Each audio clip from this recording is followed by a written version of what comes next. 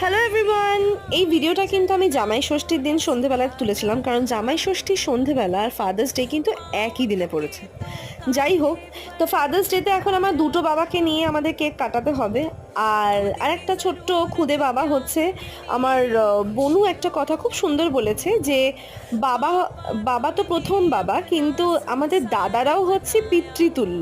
তাই জন্য আমার বনুও বলেছে যে গৌরবদা মানে আমার বর হাজবেন্ড, ও দাদা, সেও হচ্ছে আর একটা বাবার মতো দায়িত্ব নিয়েছে আমার বোনের জন্য। তো যাই হোক, সবাই মিলেমিশে আমরা সেদিনকে কেক কেটেছিলাম। তারপরে fried rice, chilli chicken, chowmein, fish fry, roll সব কিছু একসাথে এরকমভাবে মিলেমিশে খেয়েছিলাম, যদিও বা এটা তুলতে পারিনি, সরি। যাই হোক, তো কিছু কিছু সময় আমাদের কিছু কিছু এই অকেশনসগুলোতে আমরা সেলিব্রেট করলে কি বলুন তো, ওরাও বুঝতে পারে যে আমরা কতটা ওদেরকে ভালোবাসি। সেটাই, কিছু কিছু সময় একটু ভালোবাসা দেখানোও ভালো। যাই হোক, চলুন টাটা।